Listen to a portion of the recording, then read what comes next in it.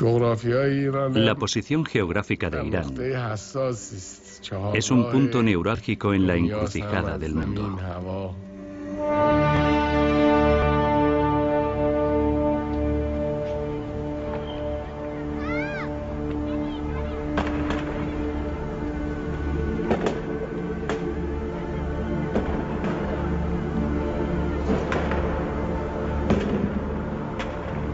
Está anocheciendo.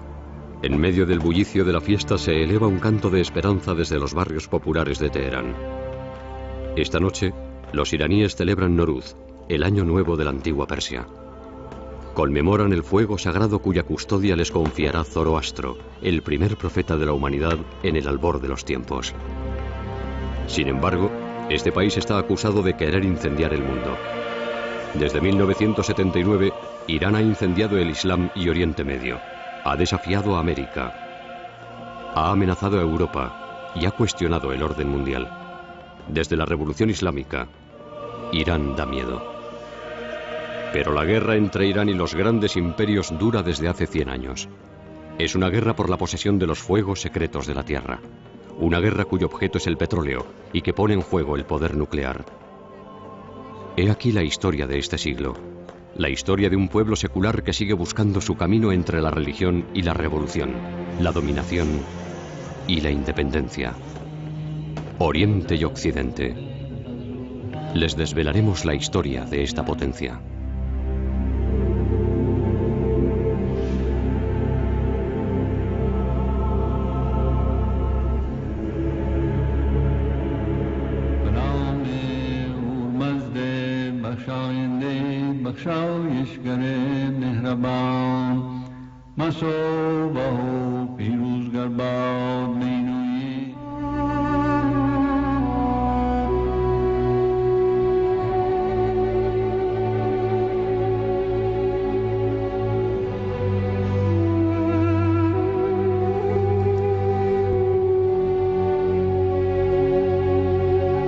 Tras el Irán moderno se encuentra la civilización hoy olvidada de los Qajar.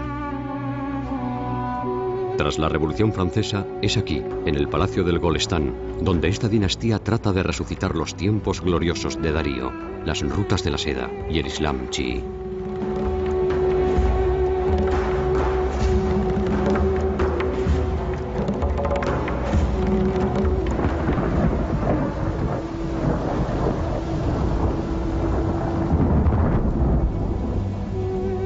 Pero no tardan en cernirse las tormentas del progreso. Las potencias coloniales están a las puertas. Es lo que se llamó el Gran Juego. El enfrentamiento entre Inglaterra en el sur y Rusia en el norte para dominar los mares entre Europa y Asia.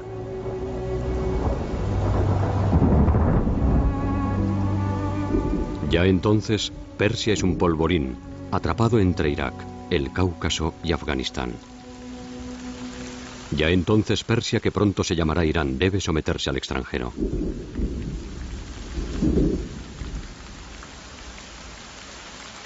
Es un niño de 14 años, solo, quien ocupa el trono. Agotada, la monarquía se tambalea. Su agonía durará 2 décadas. Ya en 1905, en la penumbra de los bazares de Teherán, resuena el eco de las revoluciones y los nacionalismos europeos. La calle susurra, retumba. Los intelectuales, los burgueses y el clero se rebelan. Irán se convertirá en 1906 en el primer país de Oriente Medio en adoptar una constitución y un parlamento de tipo occidental. Este movimiento se oponía a la dominación extranjera, a los tratados que socavaban la economía nacional, al debilitamiento de la fe y a la corrupción.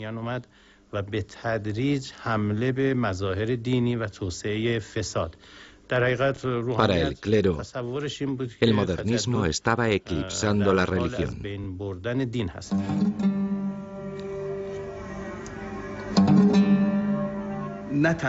Al principio, la religión y la revolución no se excluían mutuamente. Por aquel entonces, el clero no se sentía en contradicción con Occidente. Al contrario, se sentía atraído por el progresismo occidental. sobre todo por los ideales de libertad y de Estado de Derecho.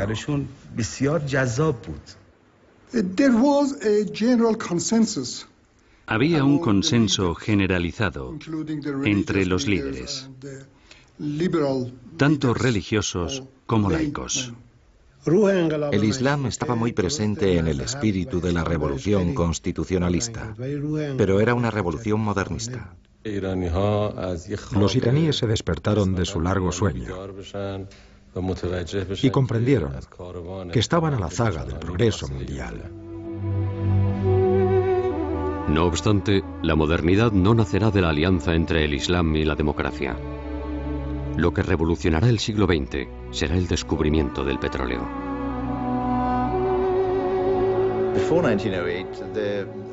Antes de 1908, se decía que en Irán el petróleo manaba de las rocas desde la antigüedad. Esto se conocía como fuegos ardientes.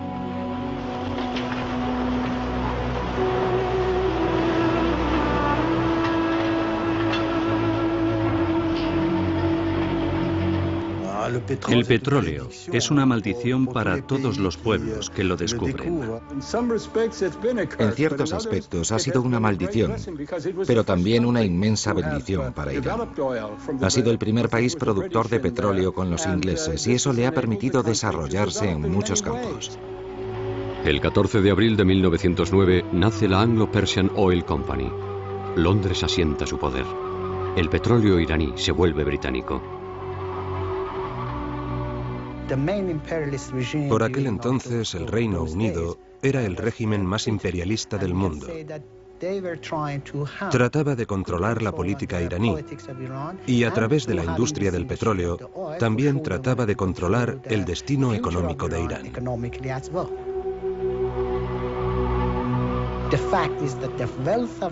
La riqueza del país era explotada y exportada por una compañía que ni siquiera tenía la obligación de formar a los iraníes que trabajaban para ella.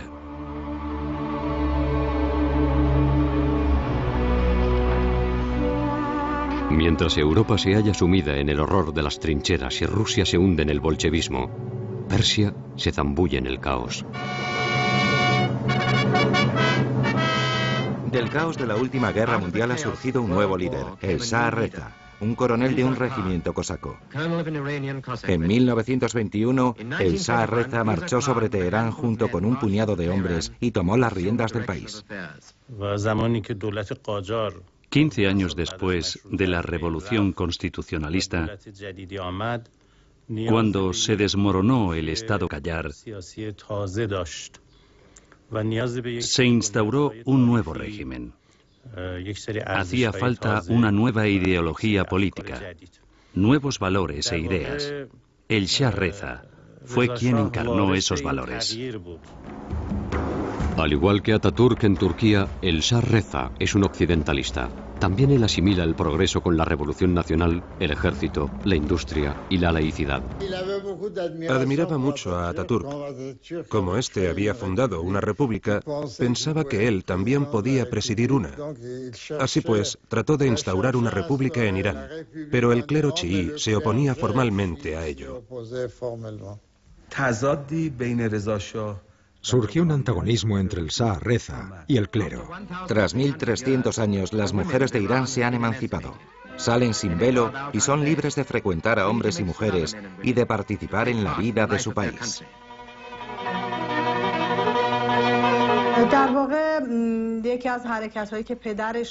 Una de las medidas que tomó el Shah Reza, la prohibición del velo, era una medida para imponer su propia voluntad a las mujeres, igual que hoy se les impone el velo.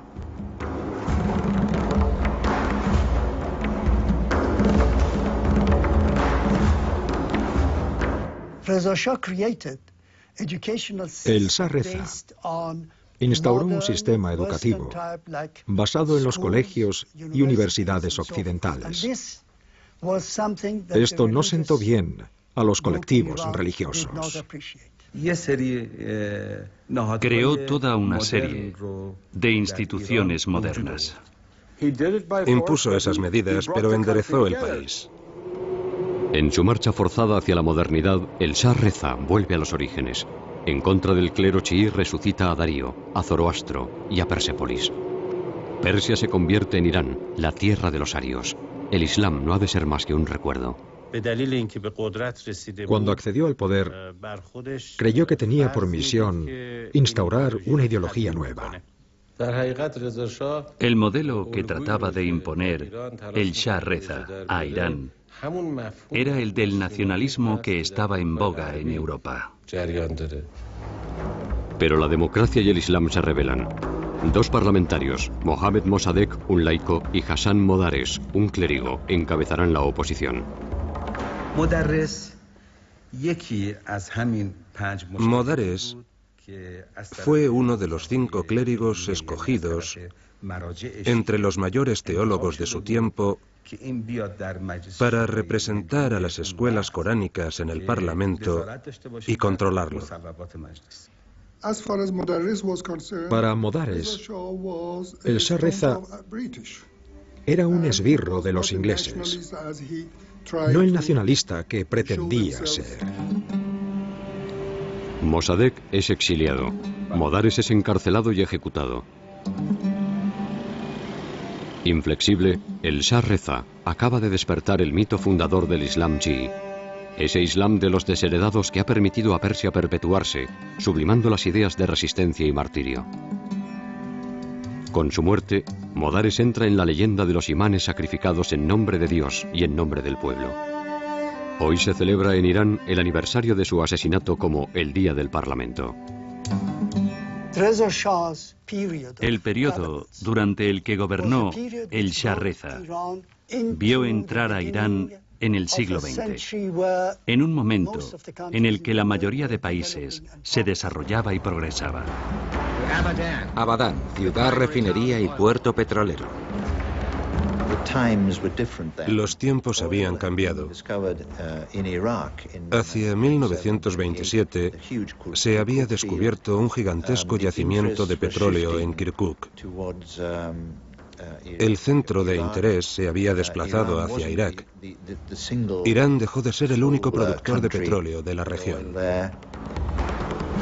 Ahora le toca rebelarse al Shah Reza. En pleno auge de los totalitarismos, Irán hace por primera vez un llamamiento a la sociedad de las naciones. En 1933, 32 años después de firmar el primer contrato, el Shah Reza se encaró con los británicos. El expolio de las riquezas iraníes por la Anglo-Iranian Company no podía continuar. Había que hacer algo.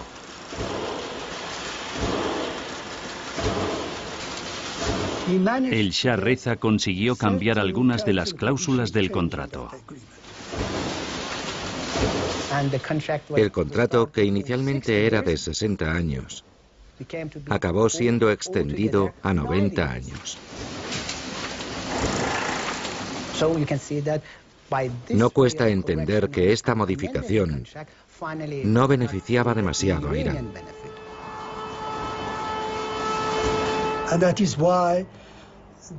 Así fue como empezó a abrirse paso entre los círculos políticos iraníes la idea de nacionalizar el petróleo.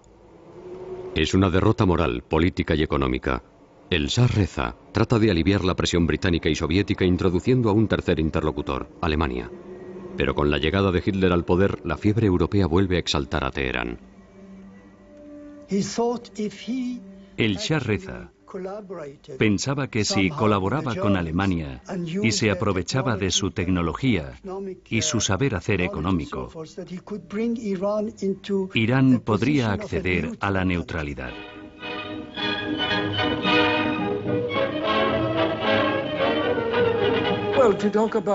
Por lo que respecta a los vínculos del Shah Reza con la Alemania nazi, él no era el único.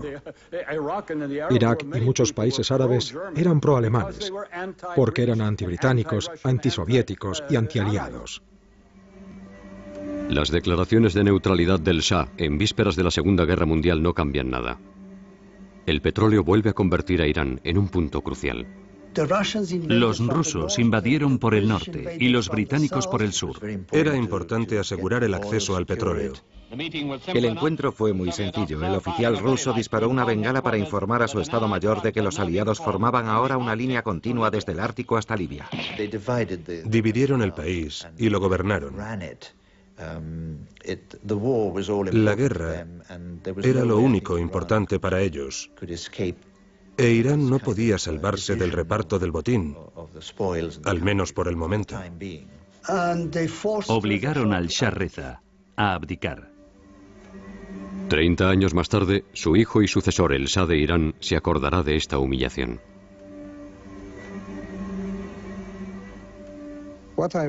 En el fondo, lo que echo en cara a mi padre, a pesar de mis sentimientos filiales,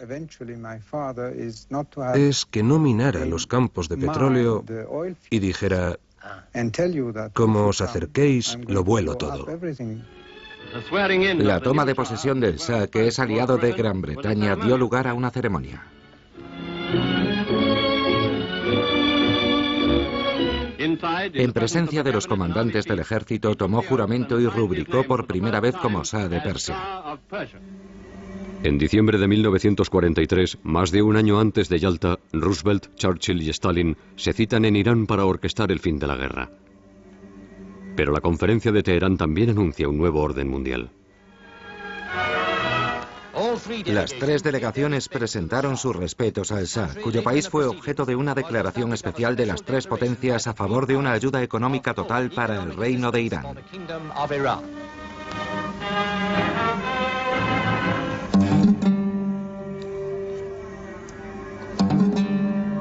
Tras Yalta, el mundo se instala en la Guerra Fría.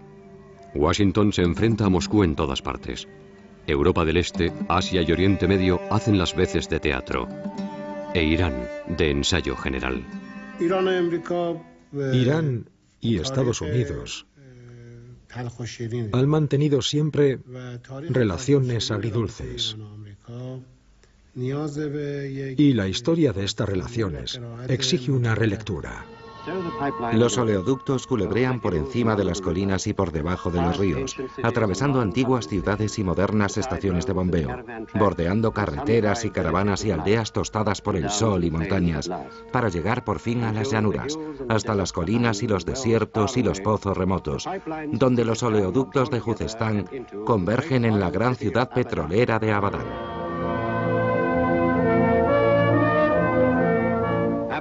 Mucha gente ve ahora el nombre de Abadán como un sinónimo de incertidumbre, sin haber visto el lugar ni saber qué tan curiosa y compleja ciudad se yergue en el delta del Tigris y el Éufrates.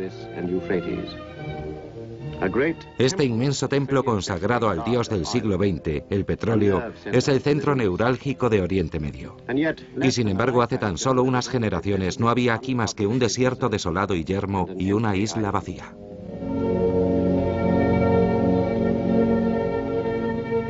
Está a punto de representarse un drama planetario. Un drama cuyos actores serán alternativamente vencedores y vencidos. Una tragedia cuya clave todos creen poseer.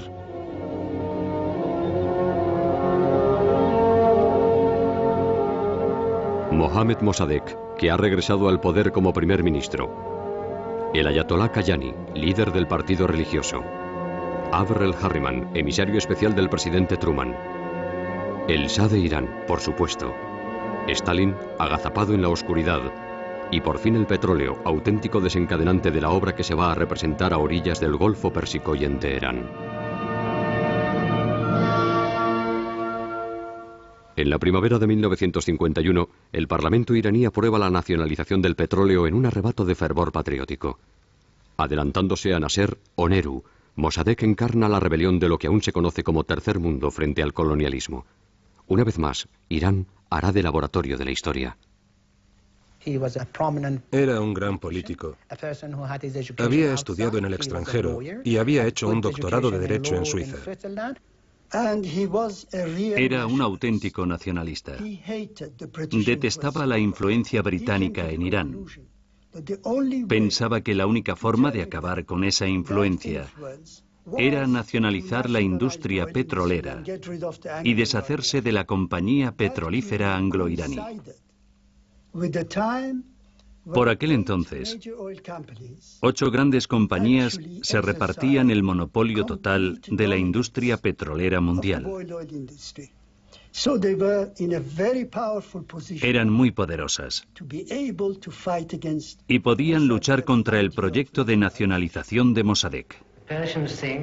Los persas creen que nacionalizando la industria del petróleo se van a enriquecer. Desgraciadamente todo saldrá al revés. Los iraníes no tardarán en pagar caro su orgullo recobrado. El embargo impuesto por los ingleses es total. Su objetivo es asfixiar el movimiento nacionalista. Irán está en manos de un hombre debilitado físicamente, pero políticamente decidido. En violación de la Carta de la ONU, Inglaterra ha sometido a una nación pacifista, amiga de la justicia y la democracia, a unas sanciones económicas arbitrarias. La economía iraní estaba sometida a unas sanciones sobre el petróleo. Era el primer embargo de este tipo de la historia, y estas sanciones impidieron a Irán sacar ningún beneficio de la exportación. Pero el embargo incita a la cohesión. Tras regresar del exilio unos años atrás, el ayatolá Kayani realizará la unión entre el Partido Nacionalista y el Partido Religioso. Era un auténtico patriota que decía lo que pensaba por el bien de Irán. Y como era uno de los líderes religiosos más importantes, sabía que todo lo que dijera debía basarse en sus creencias, que también eran las del pueblo. El único obstáculo al avance de las reformas, sobre todo en los últimos 50 años, es que los ingleses dominan el petróleo y se inmiscuyen en la esfera política, económica y social del país. Los delegados del gobierno han tomado un avión para reunirse con los emisarios británicos. A modo de viático se llevan el Corán, la bendición del Gran Mulá y una de las banderas que lleva esta inscripción: si Dios está de nuestro lado, ¿qué obstáculo nos podrá detener? Había que vigilar atentamente ese proceso y mantener la influencia británica, así como negar a la Unión Soviética el acceso al petróleo e impedirle que ejerciera su influencia en Irán. Había pues dos aspectos, el petróleo y la Guerra Fría. Otro partido aguarda, también heredero de los ideales revolucionarios de 1905. Es el partido Tudeh, el partido comunista que sale a la calle en apoyo de Moscú.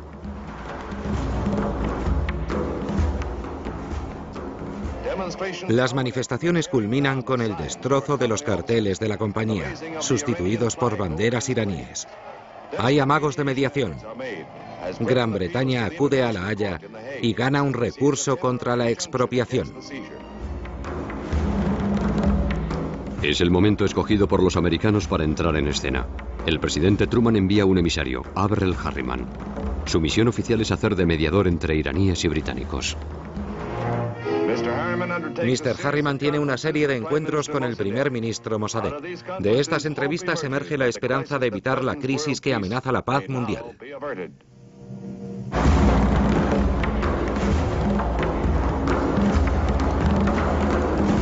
Como ya hicieran en Corea, como no tardarán en hacer en Guatemala, Indonesia y Vietnam, los estadounidenses deciden intervenir en Irán. Su primer objetivo es contener el peligro soviético. Pero ese día en Abadán, Averell Harriman asiste sobre todo al declive de las viejas potencias europeas.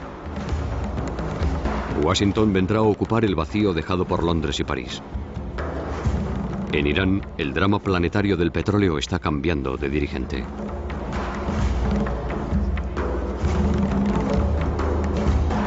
En otoño de 1951, Mossadegh da una semana al personal inglés para marcharse. La evacuación de mujeres y niños se ha intensificado a medida que ha ido aumentando la tensión. Los 300 últimos técnicos serán evacuados la víspera del plazo fijado por el gobierno iraní. Con su partida, el mundo libre se enfrenta a dos problemas: el encarecimiento del petróleo y la posibilidad de una guerra en Oriente Medio. Pero si estallara una tercera guerra mundial, todas estas civilizaciones, todos estos avances y estas maravillas desaparecerán, dejando paso al imperialismo de las grandes potencias. Al igual que el Shah Reza, Mossadegh acude a las instituciones internacionales. Va a Nueva York ante la Organización de Naciones Unidas. Denles una oportunidad de ser escuchados. Cuando hayamos escuchado al responsable del gobierno iraní, si sus declaraciones no les satisfacen, aplazaremos el veredicto. Pero responder sin darle una oportunidad de ser escuchado sería una violación del espíritu de la Carta de las Naciones Unidas.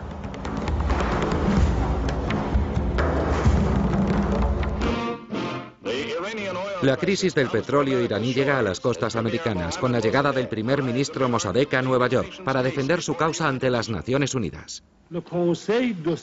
El Consejo de Seguridad no es competente para examinar esta denuncia. Las Naciones Unidas y el Tribunal de la Haya se reconocen incompetentes. El viejo león sale doblemente victorioso. Pero Washington teme que el ejemplo iraní se propague. Devorada por la campaña anticomunista de McCarthy, América oscila entre el derecho internacional y el dominio del petróleo. Los americanos estaban mintiendo. Mintieron a Mossadegh durante su visita a Washington. Le mintieron al mostrarse tan amables con él. Le mintieron al decir que iban a encontrar una solución política. Querían encontrar una solución, pero que les beneficiara a ellos. Querían seguir los pasos de los británicos, que habían dominado a Irán durante tanto tiempo. Mossadegh quiere un Irán democrático. Aparta a los comunistas y se distancia de Kayani, entonces presidente del Parlamento. En Estados Unidos, Eisenhower, recién electo, quiere deshacerse de Mossadegh. Su primer error fue alejarse del clero. Olvidaba que sin el apoyo de los líderes religiosos y las masas, no tardaría en ser incapaz de contrarrestar a aquellos que trataban de infiltrarse, la CIA y los servicios secretos soviéticos. Mossadegh utilizaba al Partido Comunista para equilibrar las fuerzas, enfrentando a un partido con el otro. Pero no creo que fuera un simpatizante del Tudeh. Mossadegh era un problema para Estados Unidos y los británicos. Entonces se produjo uno de los episodios más negros de la historia contemporánea de Irán, el golpe de Estado. El golpe de Estado fue organizado por Gran Bretaña y Estados Unidos, sobre todo por los americanos al final. ¿Cuál era el plan? Derrocar al gobierno nacionalista, ya fuera bueno o malo, estuviera reñido o no con los líderes religiosos. Este método era la panacea para la CIA por aquel entonces. Estas operaciones secretas conducidas por la CIA tenían un aire de arma mágica. El mismo guión se repite inalterable en las 4 esquinas del mundo hasta el Chile de Pinochet. El golpe viene de arriba. El Shah nombra a un militar, el general Zaedi, para presidir el gobierno. Pero Mossadegh se entera esa misma noche. Creyendo haber fracasado, Mohammad Reza se refugia en Europa. El Shah llega a Roma tras un intento fallido de arresto del doctor Mossadegh por la Guardia Imperial y tras negarse a disolver el Parlamento a petición del doctor Mossadegh. En Teherán parece como si el doctor Mossadegh fuera a convertirse pronto en el presidente. Ordena que el ejército ocupe los palacios del Shah. El 19 de agosto de 1953, la confusión es total. Los comunistas, el clero encabezado por el ayatolá Kayani, la policía, el ejército y los legitimistas pagados por la embajada americana invaden las calles. La residencia de Mossadegh es saqueada. Es la Operación Ajax, orquestada por la CIA. Fue muy sencillo. El partido Tudeh llamó a sus militantes y apoyó a los opositores de Mossadegh, y así permitió que triunfara el golpe de Estado en mediodía.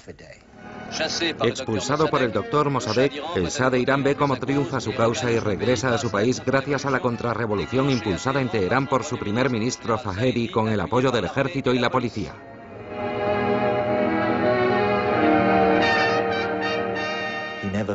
Nunca se olvidó y de hecho siempre se arrepintió de haber tenido que depender de la CIA y de Estados Unidos para volver al poder. La misma muchedumbre que ayer aclamaba a Mossadegh hoy aclama al Shah, y las estatuas que ayer fueron retiradas vuelven hoy a sus pedestales. Se ha cerrado provisionalmente otro capítulo en la accidentada historia de Irán.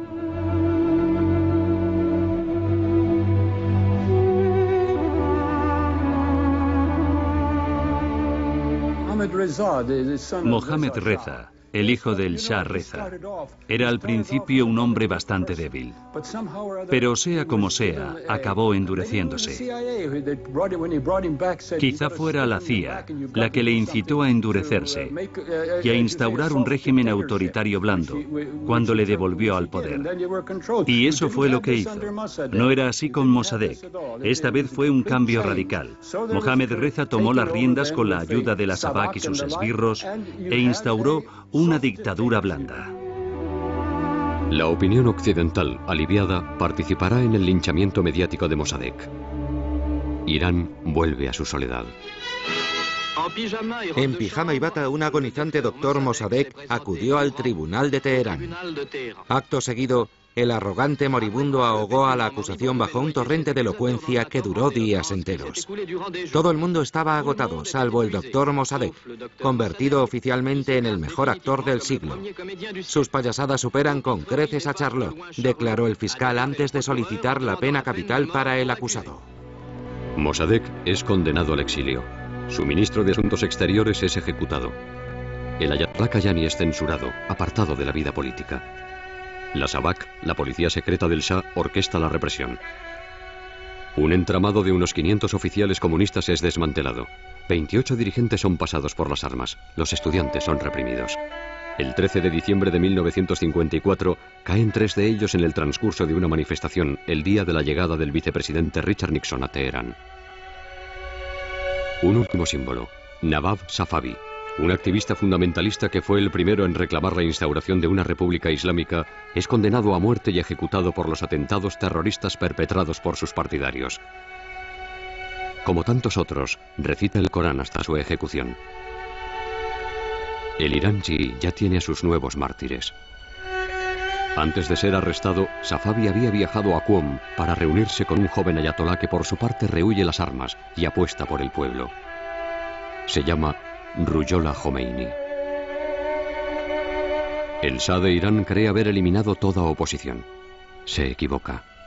Desde hace siglos, desde el asesinato de Ali y Hussein, el yerno y el nieto del profeta, el chiismo promulga la gesta popular del sacrificio. Qom, la ciudad santa, con sus escuelas de teología, se convierte en refugio de la resistencia. La religión es el último recurso de los iraníes. Tras el golpe de Estado que permitió el regreso del Shah y la detención de Mossadegh, estábamos contentos porque nos habíamos creído la propaganda. Pero no tardamos en comprender nuestro error.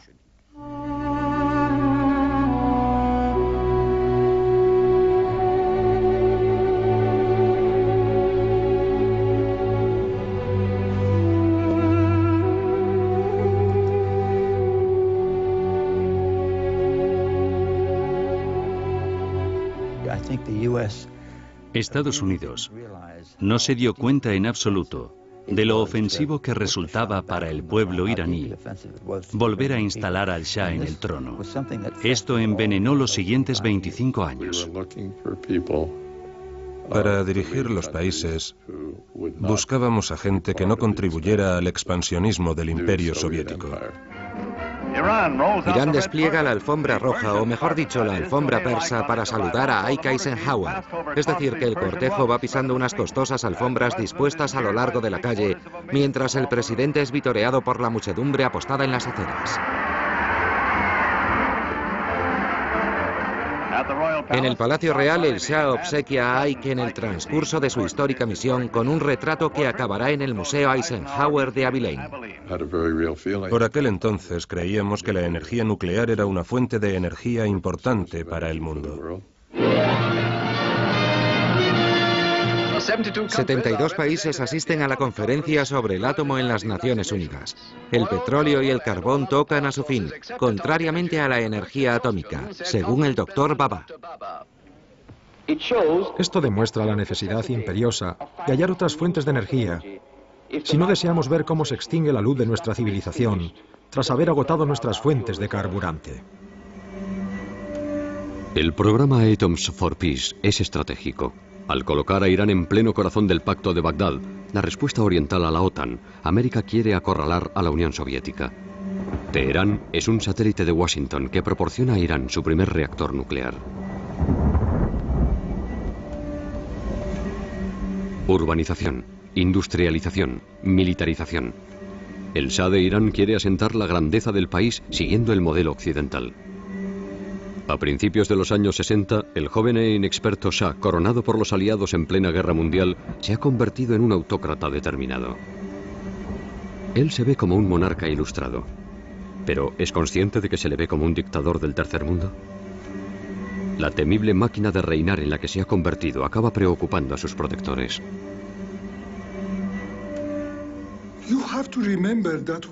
Cuando Kennedy accedió al poder, consideró que la situación era una consecuencia de la falta de modernización e incluso de occidentalización del sistema, tanto a nivel político como económico. Sus Majestades, hablo en nombre de todos mis compatriotas para darles la bienvenida a Estados Unidos.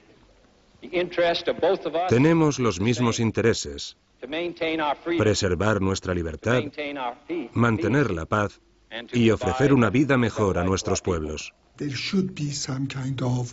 Había que actuar en los países del tercer mundo.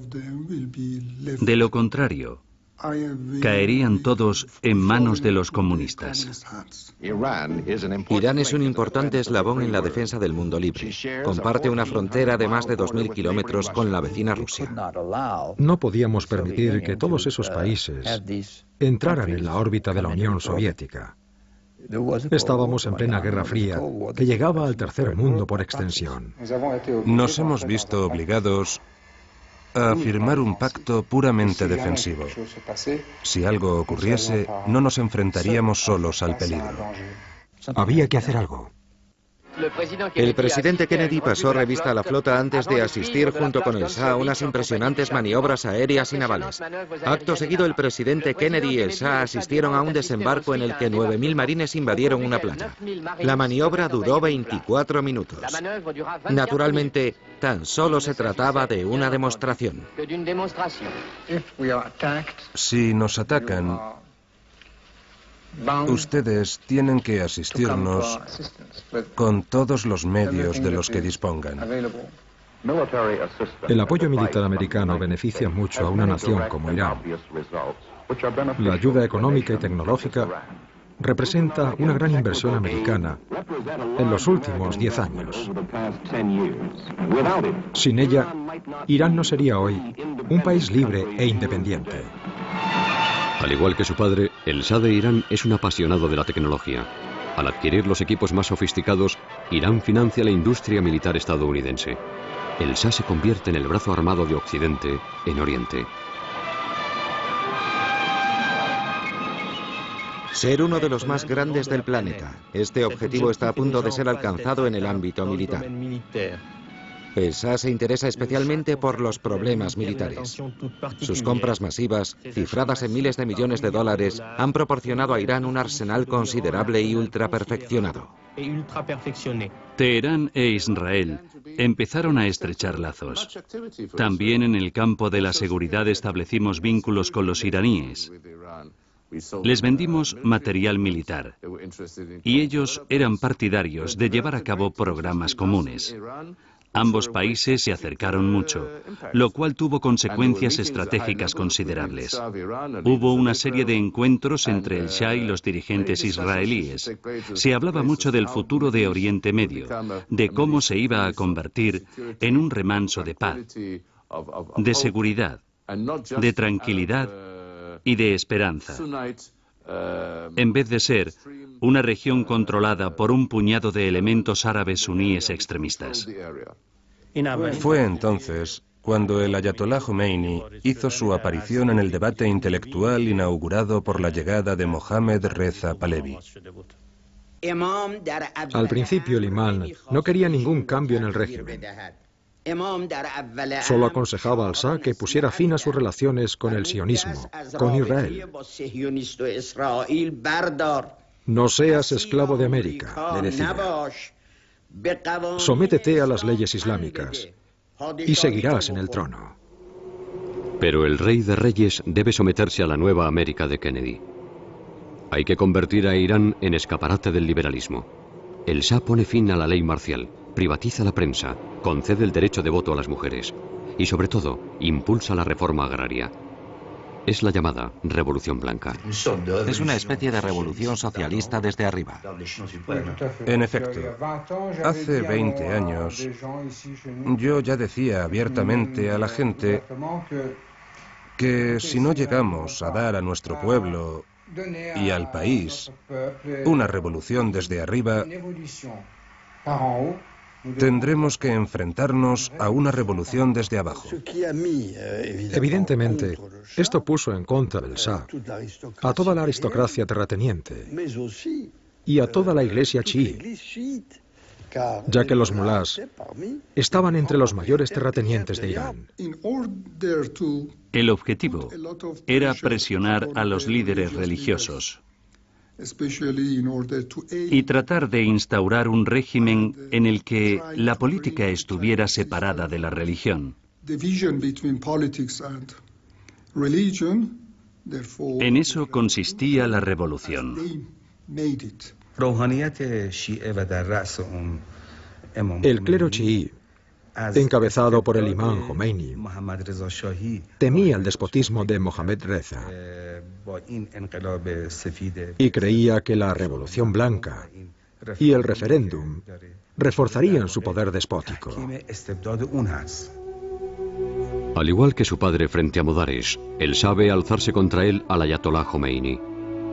En sus virulentos discursos, el maestro de Qom ataca a América, la reforma y hasta la propia monarquía.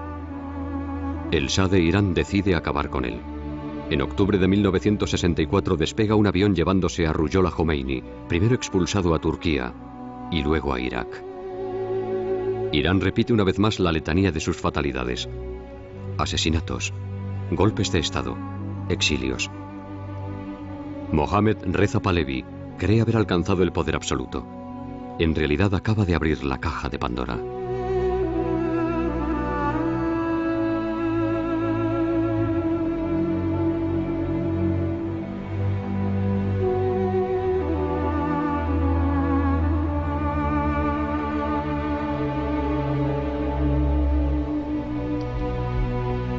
En 1967, emulando a Napoleón, el rey de reyes se autocorona Luz de los Arios.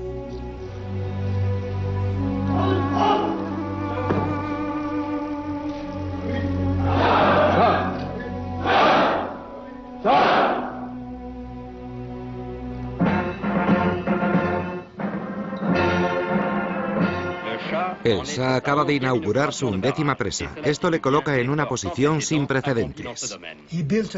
Hizo construir una serie de presas hidroeléctricas en Irán.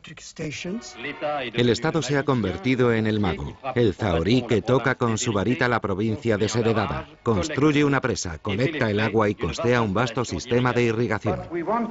Queremos combinar la tecnología moderna con el espíritu de nuestra antigua civilización 3 veces milenaria.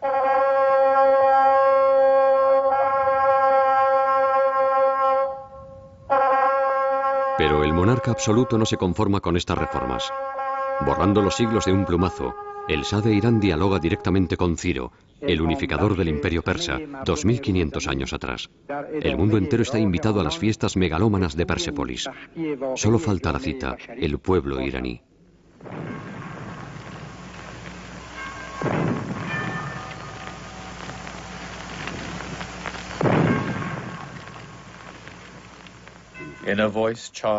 Con voz cargada de emoción, el Shah se dirigió al espectro del rey difunto. Oh Ciro, gran rey, rey de reyes, rey Aquemánida, rey de la tierra de Irán, yo, el Shah de Irán, te saludo en mi propio nombre y en nombre de mi nación. Llegó la hora del ajuste de cuentas. Irán ha recobrado su gloria. Emulando una vez más a su padre, el Shah se rebela contra el extranjero. La crisis del petróleo de 1973 le servirá de pretexto para demostrar su poder.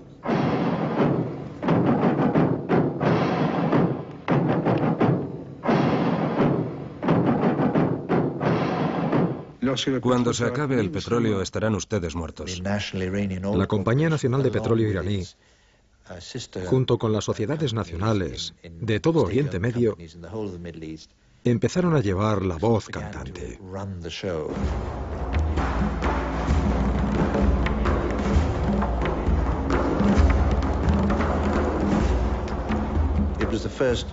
Fue el primer gran choque por el petróleo. Los precios aumentaron en un 400% en cosa de 2 o 3 meses. Combativo, belicoso, resuelto, arrogante incluso, Mohammad Pahlavi planta cara al planeta, multiplicando declaraciones y entrevistas. El Shah se apodera de los medios de comunicación. Las economías se tambalean. El rey del petróleo sueña con dominar el mundo. Usted es un empresario europeo. ¿Por qué debería ganar más en tasas que lo que ganamos nosotros con nuestras materias perecederas? Cuando se creó la OPEP, su principal objetivo era ejercer una influencia en la determinación del precio del petróleo en el mundo. Y el Shah de Irán era partidario de endurecer la organización. Han construido su riqueza, su industria floreciente, y todo gracias al petróleo barato que les llegaba a espuertas. Aumentaba la producción iraní, pero paralelamente atacaba a Occidente, que no pagaba lo suficiente y siempre quería subir los precios. Ninguna industria que pueda llegar a convertirse en un cartel, un trust, debe estar en manos de intereses privados para que no se cree un cartel. Había muchos acuerdos de este tipo, acuerdos secretos, pero era un cartel poderoso. El petróleo debería estar en manos del Estado, no de compañías que han conseguido beneficios del 500, 600 o 700% este año. Los colores iraníes ondeaban en Versalles cuando el emperador de Irán sobrevoló en helicóptero el prestigioso marco que la República reserva a sus huéspedes oficiales. Quería importar tecnología nuclear. No somos capaces de encontrar nuevas fuentes de energía. No tenemos ni las posibilidades, ni los laboratorios, ni la tecnología. Pero ustedes, los occidentales, sí los tienen. Francia buscaba socios. Francia siempre ha considerado que el uso pacífico de la energía nuclear debía ser puesto a disposición de los países en desarrollo, y era el caso de Irán. ¿Qué podemos comprar en Francia? En primer lugar, sus centrales nucleares. Ustedes están muy adelantados en ese aspecto.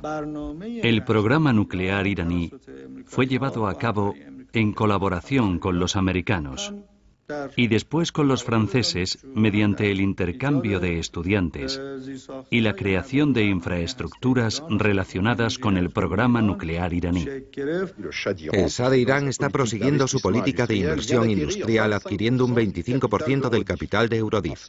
Tras comprar 2 centrales nucleares y firmar un acuerdo de cooperación entre ambos países, ha llegado el momento del combustible nuclear. A cambio de su participación en Eurodif, Irán recibirá un 10% de la producción de uranio enriquecido de Pierre Lat. Además, el Shah ha concedido un préstamo de $1.000 millones al Comisariado para la Energía Atómica, cosa que ayudará a desarrollar el programa nuclear francés. Las conversaciones cara a cara continuaron en el Elíseo, con una serie de entrevistas que permitieron a ambos jefes de Estado hacer un balance de la cooperación económica entre sus países. Se tomaron precauciones para que lo que hacíamos en el campo del desarrollo nuclear con esos países no pudiera ser usado con fines militares. El Shah de Irán quiso entonces añadir a su colección de trofeos de caza el trofeo de autócrata. Disolvió todos los partidos políticos, incluso los que le apoyaban, y creó un partido único, el Partido de la Resurrección.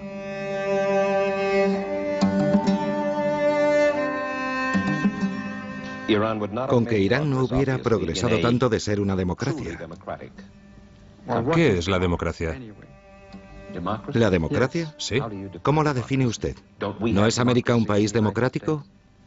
No estarían de acuerdo los griegos en el ágora. Elegimos a nuestros representantes. ¿Pero con qué criterios? Después del Watergate cabe preguntárselo. Pero admitirá que Estados Unidos es un país más democrático que Irán. Una vez más, ¿qué es la democracia? Libertad de pensamiento, libertad de expresión, libertad de prensa. ¿En qué medida? Me refiero a elegir a los dirigentes, que haya una oposición. ¿Pero en qué medida? ¿En qué medida? Sí, ¿en qué medida? Si se refiere a una cosa autodestructiva y masoquista que fomenta el fraude y la corrupción, entonces ese es su régimen. Una democracia permisiva. Su estilo de vida, la imagen que daba de su familia,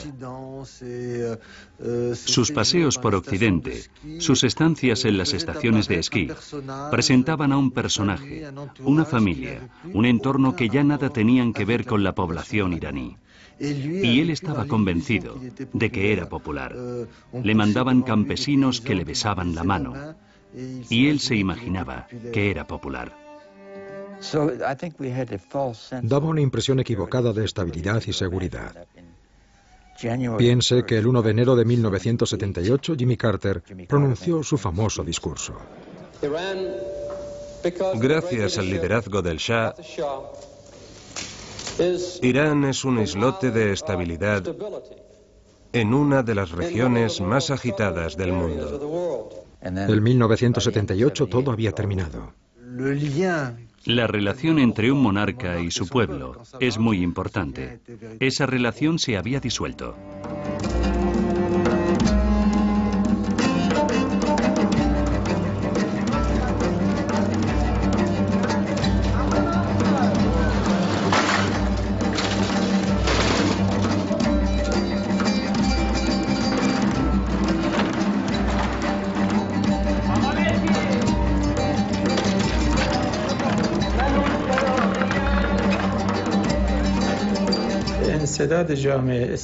Acabó siendo evidente que el obstáculo con el que tropezaba la sociedad era el absolutismo. Cada cual albergaba una rencilla particular. Unos pensaban que su religión estaba siendo pisoteada, otros sus libertades, otros denunciaban las desigualdades o la corrupción.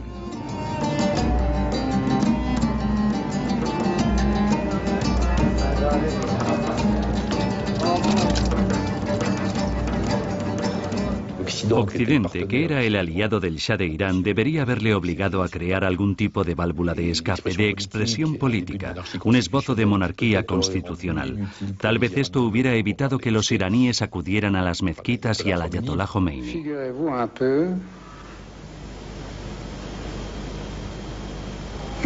Imagínese un momento lo que pasaría si Irán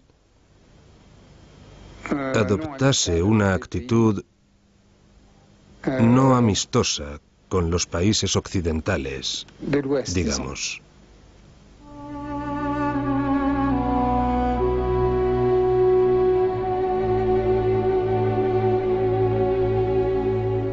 En el transcurso de sus 14 años de exilio, el imán Jomeini ha tenido tiempo de reflexionar sobre el destino de Irán a lo largo del siglo. Ayer espectador, hoy por fin actor.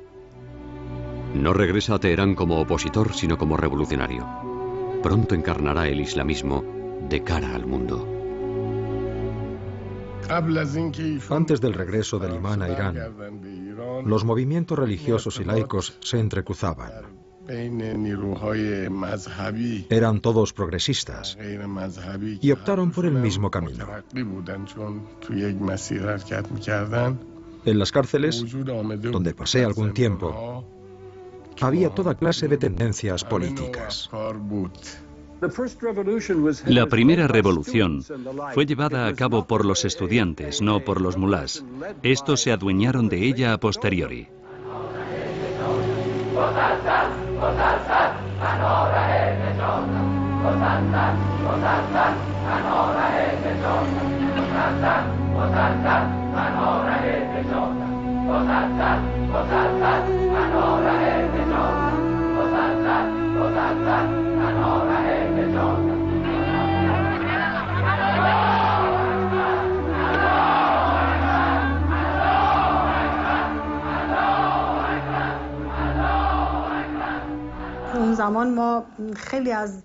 Por aquel entonces se hablaba mucho de los activistas que luchaban contra el régimen del Shah.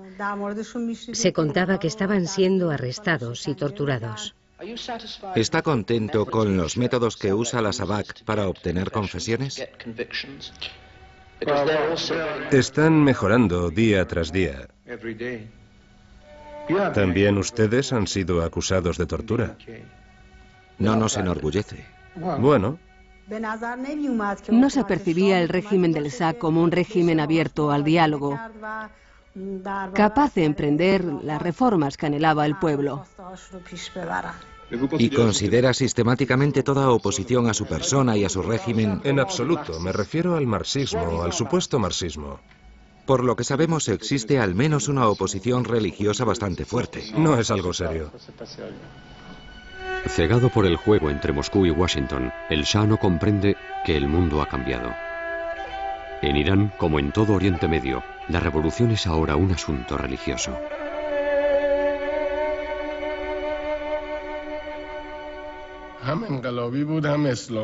Nuestro movimiento era a la vez revolucionario e islámico.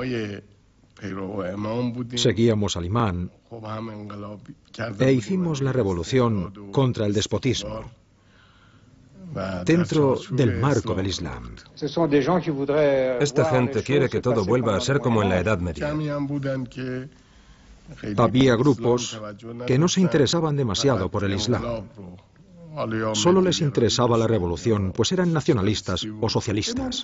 Contrariamente a lo que contemplaban otros movimientos, el imán Jomeini solo creía en la óptica fundamentalista y radical de los militantes islamistas.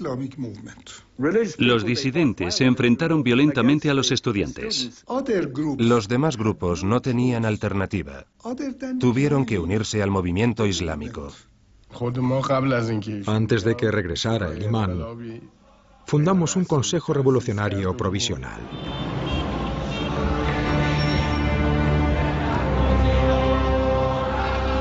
El 7 de septiembre de 1978, por primera vez, los manifestantes exigen que se marche el Shah y vuelva el imán Jomeini. Esa misma noche es decretado el toque de queda. Al día siguiente, el viernes 8 de septiembre, el ejército abre fuego sobre la muchedumbre congregada en la plaza Yale.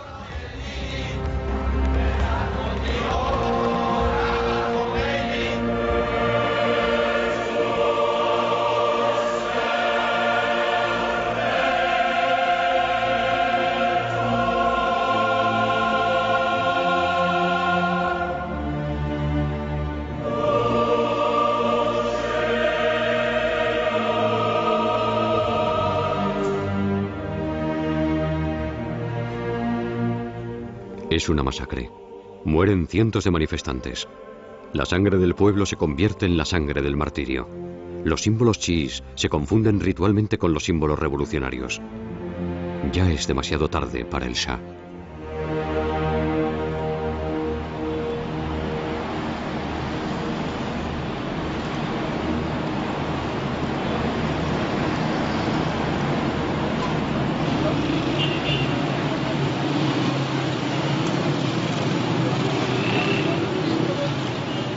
Naturalmente, hemos de promover una democratización. Adoptaremos las mismas leyes que existen, digamos, en Francia, con respecto a la libertad de expresión o de manifestación. Los vamos a copiar.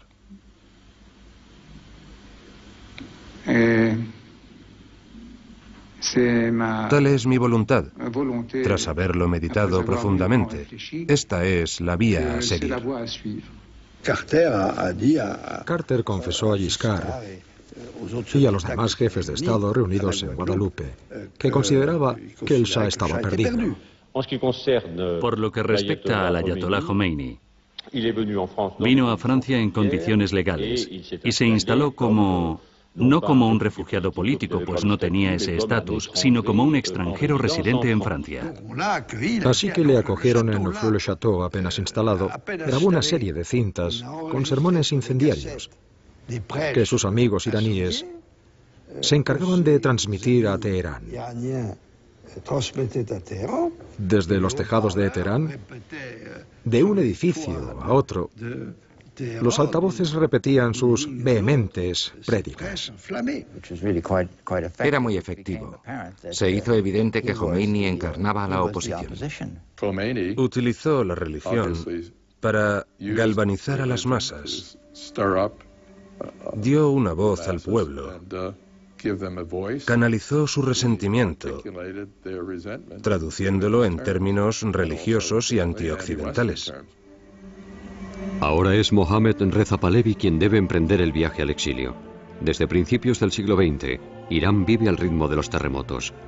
Antes de él, los últimos Qajar, el Shah Reza, el ayatolá Kashani y Mossadegh.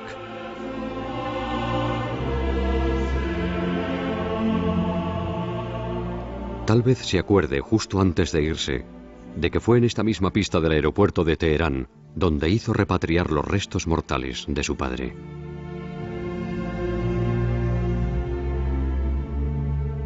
El rey de reyes abandona para siempre la nación de Darío. Cede su trono al Islam chií que había tratado de erradicar. Puede que hubiera lágrimas en los ojos del Shah al marcharse de Irán por última vez. Pero se puede leer la felicidad en los rostros de los miles de manifestantes que tomaron las calles de la capital para celebrar la partida del hombre al que llevaban tanto tiempo odiando.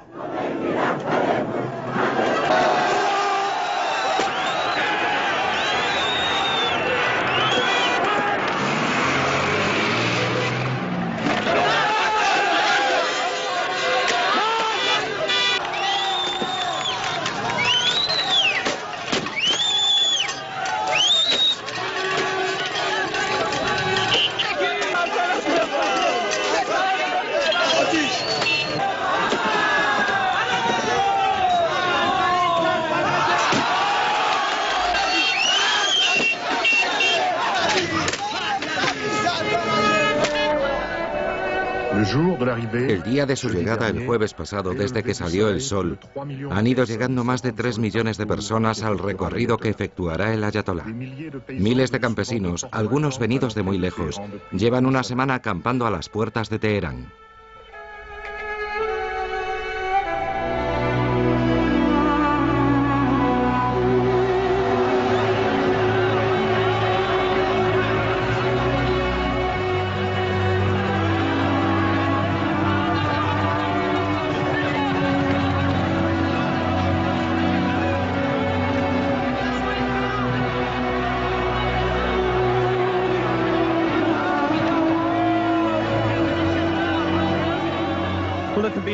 Si hay un hombre en Irán que tiene más partidarios que nadie y por lo tanto más poder, ese es sin lugar a dudas el ayatolá Jomeini.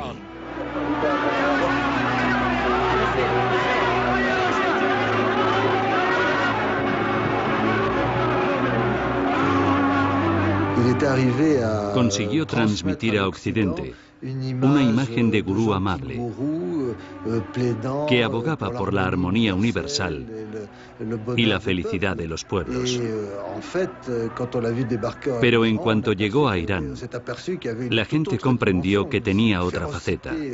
Estaba claro que era un personaje feroz, capaz de gobernar, de tomar las riendas y eliminar implacablemente a sus rivales. Con la llegada del imán Jomeini a Teherán, comienza el ciclo habitual de violencia revolucionaria. En nombre de las facciones más duras, el ayatolá Jaljali organiza una serie de purgas. Los guardianes de la revolución destruyen la tumba del Shah Reza. Los dirigentes del antiguo régimen son ejecutados por orden de tribunales expeditivos. Estamos en el año cero. Luego vendrán la instauración de la República Islámica, la consagración del Guía Supremo y la fusión de la ley civil con la ley religiosa. Una vez más Irán inventa. Una vez más se entrega al extremismo. Una vez más se granjea la repulsa del planeta.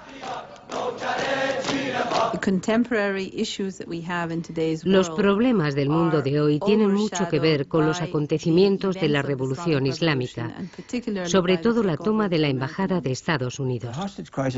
La crisis de los rehenes empezó el 4 de noviembre de 1979.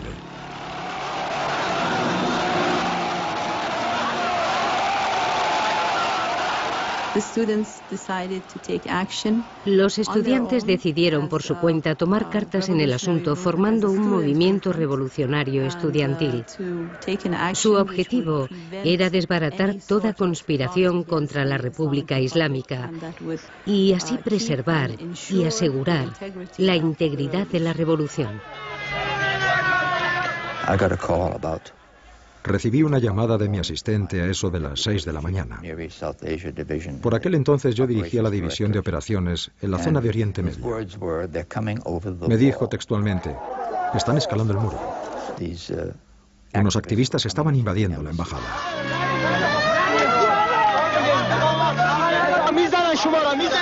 Se me quedó grabada una voz en la memoria. La voz que me dijo: han derribado la puerta. Tenemos que bajar. Luego, el teléfono siguió descolgado un rato. Se oyeron unos ruidos y nada más.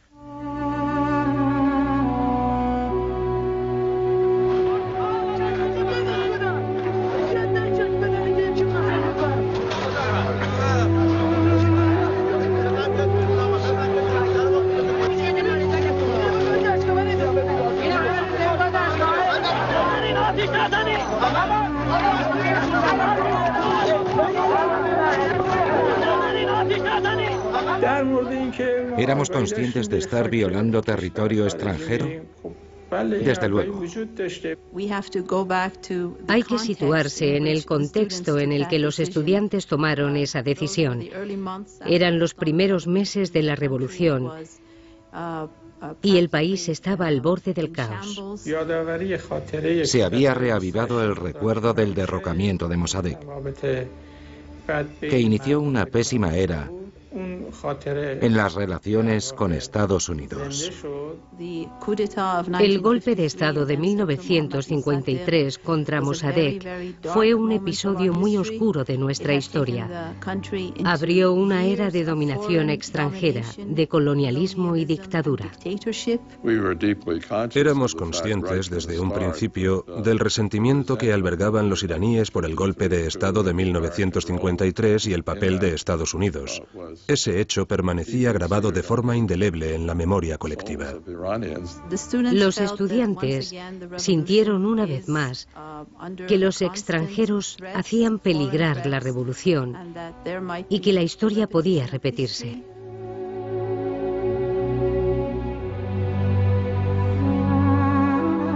En ningún momento se pensó que ese acontecimiento fuese a tener tan graves consecuencias. Se pensaba que duraría solo unos días. No tenía precedentes en el mundo.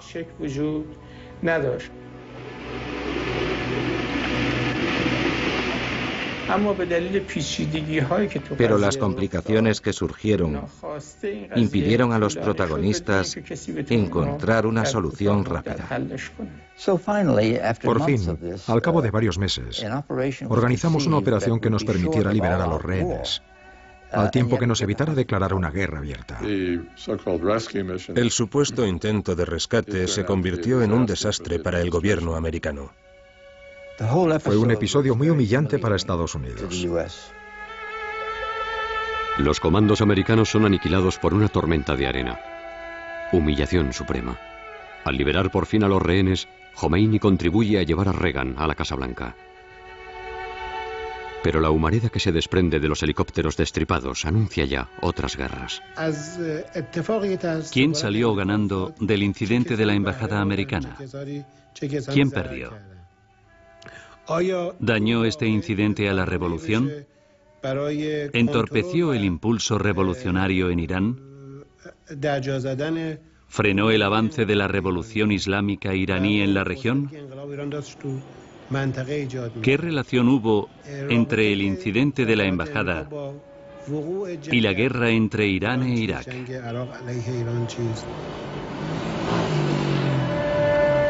Aún hoy, los muros de la capital siguen reflejando la imagen bondadosa del imán Jomeini.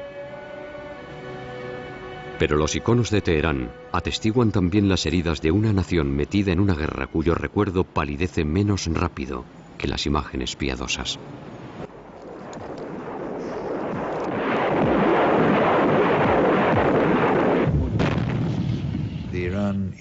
La guerra entre Irán e Irak fue una de las más violentas de aquella época y enfrentó a dos de los mayores productores de petróleo del mundo.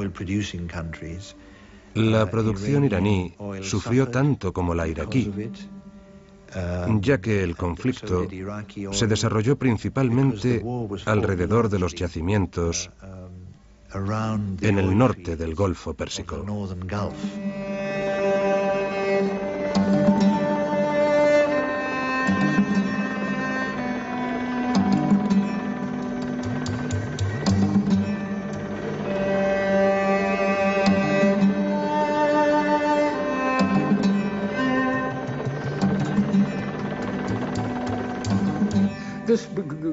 ¿Fue la guerra entre Irak e Irán, la guerra de Saddam Hussein, el resultado de una coalición de los estados occidentales contra la República Islámica? Indudablemente. Las tres grandes potencias presentes en la región apoyaban a Saddam en su guerra contra Irán.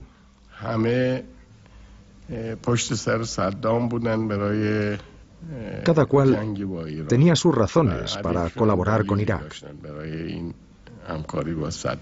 Los occidentales iban a perder sus intereses en Irán. Estados Unidos no quería un Irán victorioso que dominara la región. Los países reaccionarios de Oriente Medio temían que se propagara la revolución en sus fronteras. Estados Unidos empezó a ayudar a Saddam Hussein transmitiéndole información recopilada por los servicios de inteligencia, sobre todo información técnica sobre las batallas. Saddam Hussein luchaba contra la proliferación de la revolución chií iraní en Oriente Medio. Pugnaba por impedir que prosperaran los chiíes y empezaran a propagar en la región su fervor religioso extremo. En Occidente, el miedo a la revolución islámica y sus posibles repercusiones en el conjunto del mundo árabe musulmán era considerablemente más fuerte que las críticas que podía inspirar el régimen de Saddam Hussein. Por aquel entonces, este daba una imagen de régimen muy autoritario pero modernista. Los americanos tenían la sensación, errónea creo yo, de que los iraníes planteaban más problemas que los iraquíes. Estábamos solos.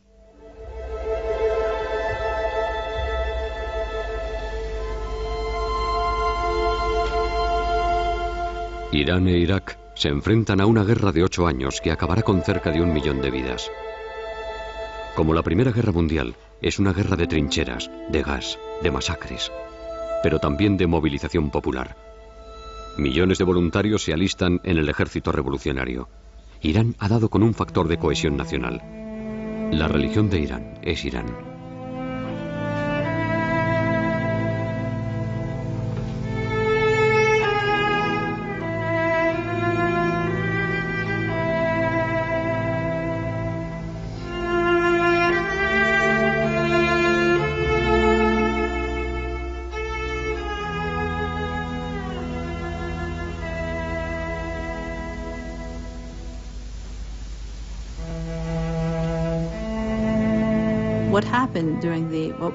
Lo que ocurrió durante lo que llamamos la guerra impuesta de 8 años o la sagrada defensa era una cuestión de autodeterminación. La decisión de luchar por la libertad, la independencia y la dignidad, como todos los que defienden la libertad en el mundo.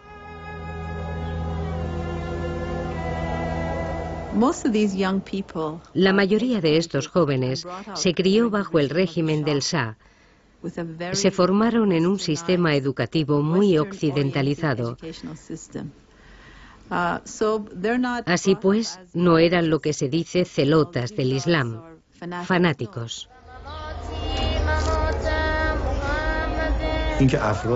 El hecho de que estas personas aceptasen morir como mártires no significaba que deseasen suicidarse, sino que aceptan sacrificarse en nombre de algo más grande que su propia vida.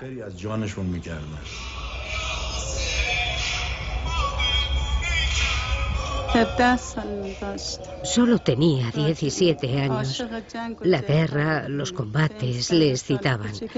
Le pedimos que esperara a cumplir la edad del servicio militar, pero dijo, no, quiero ir al frente. Murió como un mártir en 1983. Cuando empezó la guerra, aunque quería estudiar, estaba a menudo en la mezquita con sus amigos. Amaba a Dios, el Corán, la oración. El otro aspecto esencial de la guerra fue la identidad nacional. Hacía tiempo que los iraníes habían perdido la suya. Habían perdido el prestigio de la grandeza de su pasado. Buscaban una oportunidad de reencontrarse y la guerra se la brindó. Era el primer conflicto que ganaban desde hacía 2 siglos. De todos los presentes en este día del recuerdo, en el cementerio de los mártires, ¿cuántos han perdido a un hermano, un padre, un hijo, un amigo?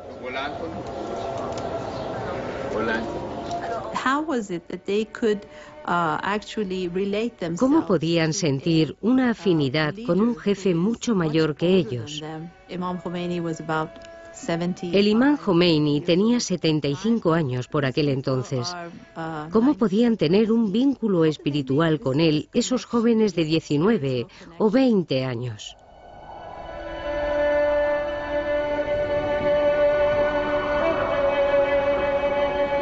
El imán Jomeini muere tras acabar la guerra entre Irán e Irak.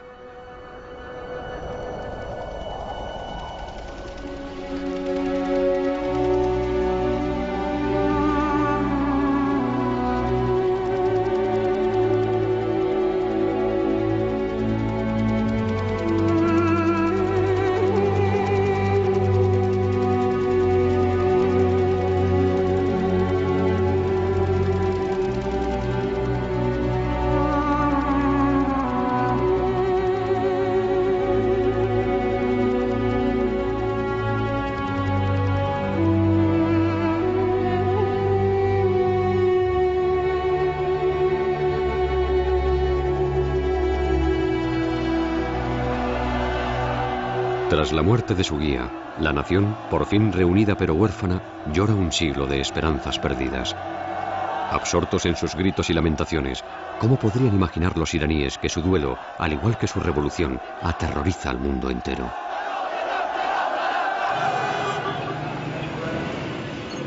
Desde 1979, Irán no deja de hundirse en su aislamiento.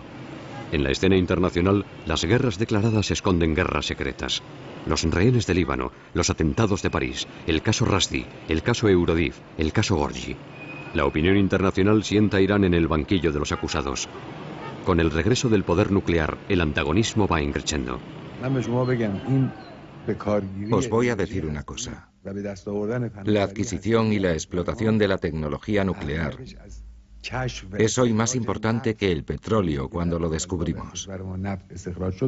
Y ya sabéis lo importante que es el petróleo para el futuro de un país.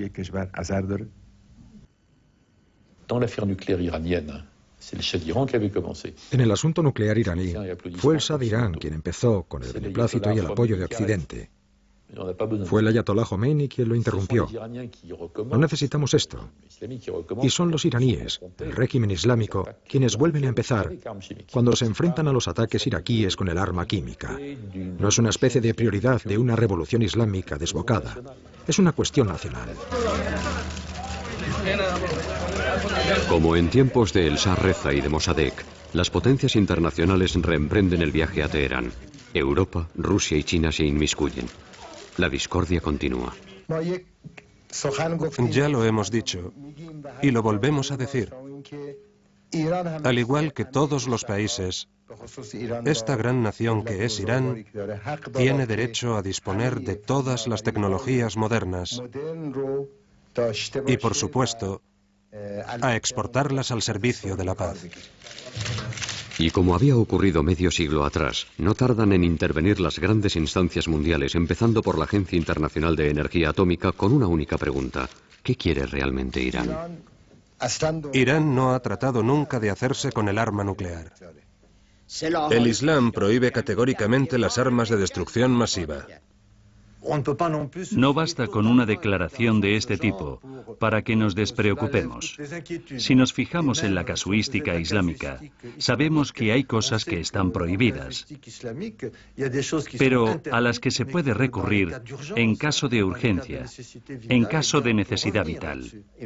Al firmar el Tratado de No Proliferación, Irán se comprometió a no fabricar armas nucleares. ¿Pero creemos que las está fabricando o que piensa hacerlo? Desde luego. Se desata una batalla de imágenes y palabras. Irán cambia constantemente de parecer, pero sobre todo se instala en la región la guerra, la de verdad, en todas partes, constante, obsesiva. Estalla la primera guerra del Golfo. Los misiles lanzados por Saddam Hussein a Israel prefiguran el mundo poscomunista.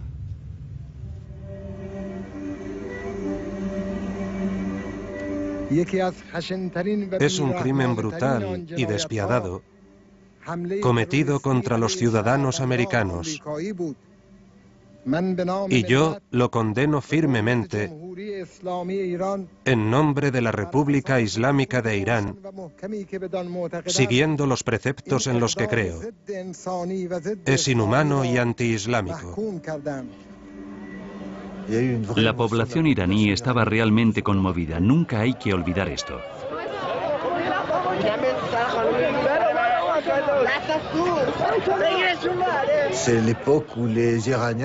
Los iraníes salieron espontáneamente a la calle con velitas encendidas. El gobierno dio su pésame y durante unas semanas los mulás dejaron de pregonar la muerte de América en sus sermones de los viernes. Lo extraño es la reacción de Estados Unidos ante ese comportamiento tan humano y previsible en el fondo de los iraníes, que expresaron su compasión por las víctimas de la tragedia del 11 de septiembre. Nuestro objetivo es impedir que los países que apoyan el terrorismo amenacen a Estados Unidos o a sus estados amigos con armas de destrucción masiva. Algunos de esos países han estado callados desde el 11 de septiembre, pero sabemos cómo son en realidad. No tenemos miedo a nadie. Contamos con lo necesario para defender nuestros derechos. Irán trata de hacerse con esas armas y exporta el terror mientras un puñado de dirigentes no electos reprime el anhelo de libertad del pueblo iraní. La respuesta era que Irán formaba parte del eje del mal. Esos estados y sus aliados forman un eje del mal. Pero es el radicalismo árabe y suní llegado de Arabia Saudí quien ha agredido a América.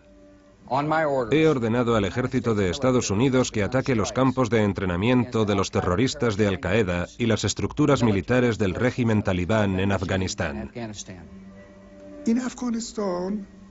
De todos es sabido que Afganistán es el cementerio de los imperios. Los mongoles, los británicos, los soviéticos y ahora los americanos y sus aliados, que cometen torpeza tras torpeza.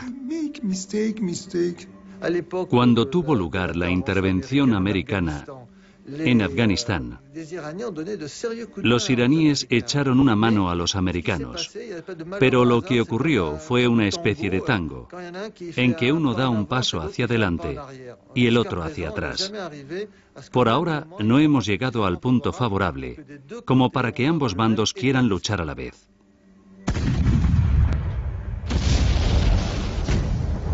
Después de Afganistán, América prosigue su guerra preventiva en Irak. Estimados conciudadanos, en estos momentos, nuestras fuerzas y las de la coalición han emprendido las primeras operaciones militares para desarmar a Irak, liberar a su pueblo y defender el mundo de un grave peligro. Este presidente americano no se avergüenza de decir que quiere instaurar la democracia en Irak. No se avergüenza de sus propias palabras. Les habla George W. Bush, presidente de Estados Unidos. En estos momentos, el régimen de Saddam Hussein está siendo derrocado. Aquí termina una larga era de miedo y crueldad. Las fuerzas americanas y aliadas se han desplegado en Bagdad, y no nos detendremos.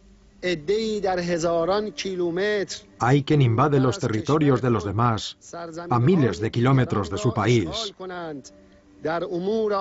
y se entromete en sus asuntos y se apodera de su petróleo, sus recursos vitales y sus vías estratégicas.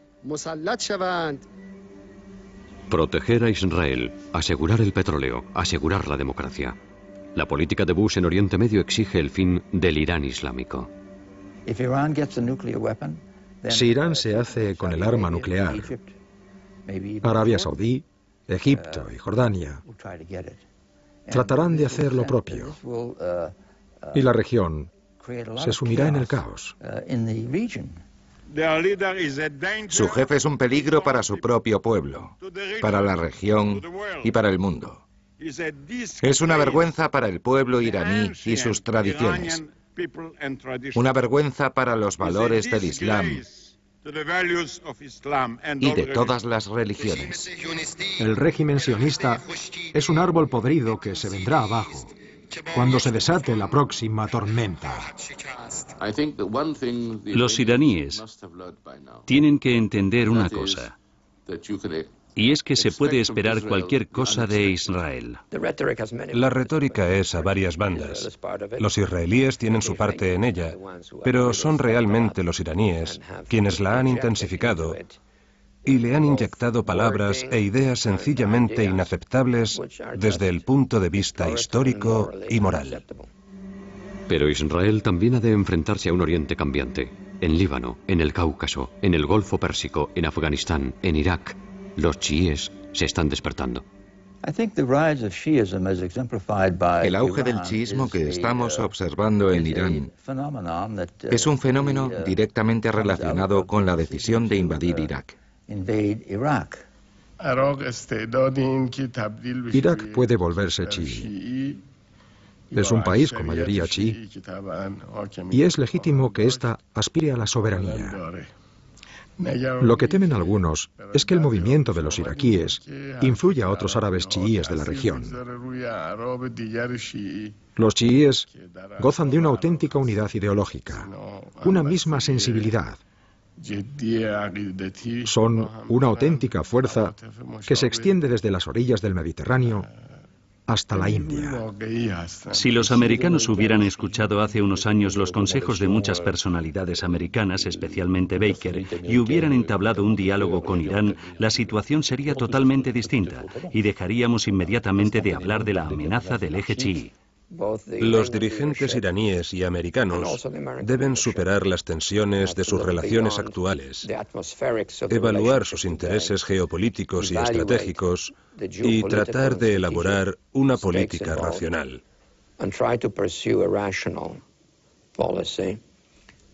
Todavía es posible, con un poco de determinación y de racionalidad por ambas partes, con un poco menos de retórica y, sobre todo, menos insultos y amenazas. Podemos colaborar con los americanos. La seguridad en Oriente Medio es inconcebible e impracticable sin Irán. Sin nosotros es imposible alcanzar la seguridad en la región. El pueblo de Irán ha derramado su sangre y su riqueza para asentar esta posición histórica. Lo que han hecho los iraníes durante estos años ha sido compensar el desprecio de los últimos siglos. Soy de un país donde todas las mañanas se produce un terremoto y donde hasta la noche la gente se enfrenta a las consecuencias que esto conlleva. Y al día siguiente habrá otro terremoto.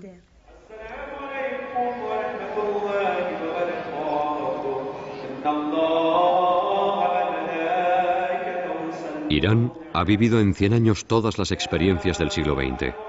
Ha sido el primer país de Oriente Medio en instaurar un parlamento, nacionalizar sus recursos y provocar una revolución islámica. Irán será sin duda un laboratorio del mundo del mañana, al igual que lo fue ayer. Por suerte y por desgracia, ha tenido petróleo y ha querido poder nuclear. En el transcurso de su larga marcha hacia la modernidad, el pueblo iraní ha luchado, salvajemente a menudo, para preservar su identidad. La cuestión no es si mañana tendremos que vérnoslas con Irán, sino con qué Irán tendremos que hacerlo. Es una cuestión esencial, para los iraníes, para el conjunto de los musulmanes y para el mundo entero.